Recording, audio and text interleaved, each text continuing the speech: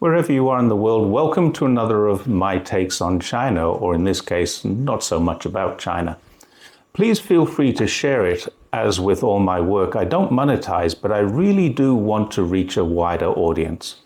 Today, I'm going to talk about what I think was the most amazing report or article I've ever seen. It left me completely at a loss as to how I would approach this topic, but I knew I just had to approach it. When Afghanistan recently implemented a complete ban on the production of opium, we should have expected the USA to be grateful and immensely supportive. They weren't. Instead, they were critical. Now, most countries experience some problem with drugs, but only one country has such a massive problem that it's leading to a near collapse of their social structure. The USA blames China for producing fentanyl, a legitimately prescribed drug, but which their doctors have historically overprescribed. Heroin also has long been a problem in the USA, with these two drugs causing tens of thousands of deaths a year. The sources of 95% of all heroin are just three countries, with Afghanistan being by far the largest. Now, historically, as empires come to an end, they're accompanied by societal collapse, high crime, degeneracy, increasing poverty, restrictions on human rights. Public safety becomes less important than government security.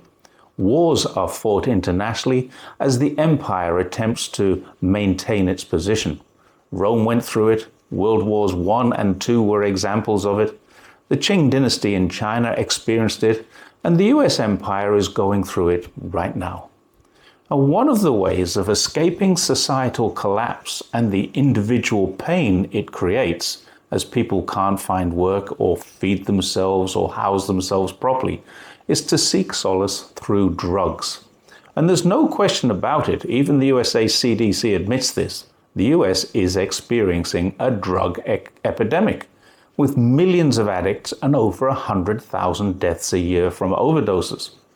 So a US report condemning the Taliban for their complete ban on the production of opium, the main ingredient of many of the illicit drugs causing America's problems, was, at least to me anyway, a surprise.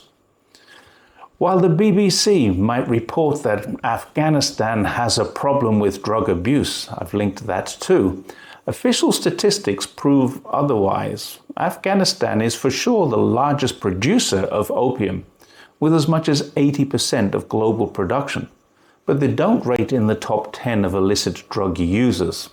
The BBC report goes on to say the Taliban, which has regained control of the country, is rounding up addicts and placing them in 45-day rehabilitation camps. Now, the camps may be squalid and the conditions may not lead to rehabilitation, but at least the Taliban, on a very limited budget, is attempting to do something about a very serious problem.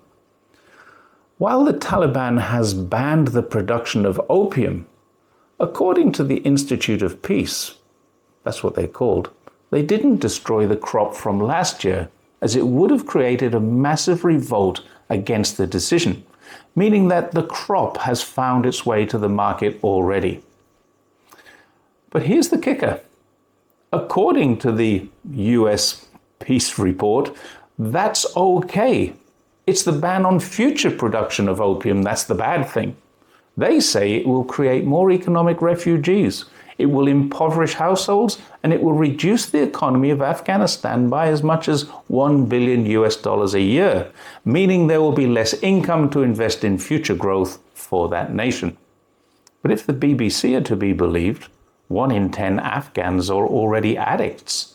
Surely a 10% addiction rate would reduce GDP more than the loss of a cash crop, especially as the cash crop is illegal and therefore doesn't add to the country's tax revenues.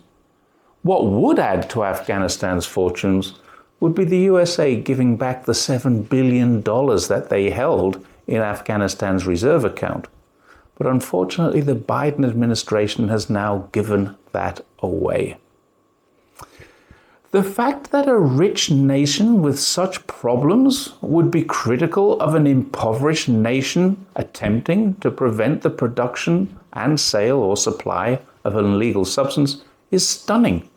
Surely, if the source is one of America's problems, the Afghan opium is that source, and it's going to dry up very quickly, the right thing for the US to do would be to help Afghanistan. The loss of revenue for Afghan farmers is estimated as about $1 billion US. Yet the cost of managing the addiction to heroin in the USA would be many billions more than that. Some of that could be well used by helping Afghan farmers to transfer over to more suitable crops.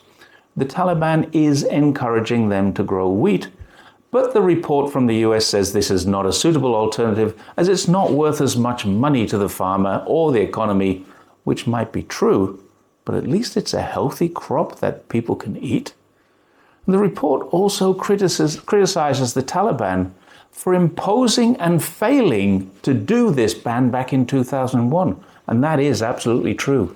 When the Taliban ejected Russia and took over running the country, they immediately banned opium. The USA should have been very pleased with them then. They weren't. Opium production resumed in 2002 and expanded exponentially until 2021. And what the report unironically neglects to mention is that the Taliban were not in charge of Afghanistan during that entire period. The failure of Taliban's policy wasn't theirs. In October 2001, the US invaded and deposed the Taliban. And while the US claims it attempted to reduce the reliance on and production of opium, it's clear they had no success in doing so. There are stories that the CIA increased opium production in order to increase their own black ops budget. Now, whether that's true or not is a moot point. What is true is that in the 2 years, the Taliban had eliminated a scourge that was destroying US society. And then for 20 years, when the US controlled their land, the source of that scourge came back. Not only did the US occupiers fail to destroy it, they increased it exponentially. And 8,000 miles away, their citizens were dying in ever-increasing numbers. And we can draw our own conclusions from that. China is a neighbor of Afghanistan. It knows very well what Afghanistan is going through, having been impoverished itself only 70 years ago. The country also knows what US occupation is like. The USA was part of the alliance which sacked the Summer Palace. It brutally quelled the Boxer Rebellion. It traded opium to enrich themselves and addict the country. It engaged in the Opium Wars, and it created mini colonies called concessions in Chinese cities. So instead of being critical, China has offered support. It has sent aid. It's engaged diplomatically. It's created opportunities for rebuilding, and it's opened trade routes for Afghan products such as pine nuts and saffron, one of the world's most expensive items. China's people welcome this trade. They remember what it was like to have an opium-addicted population and how to live in poverty. And they have the experience that might help Afghanistan through this very difficult time. But of course, unsurprisingly, the United States Institute of Peace is critical of China too. But that's another story for another video. Thanks once again for watching my take on China, and I hope to see you next time. Bye for now.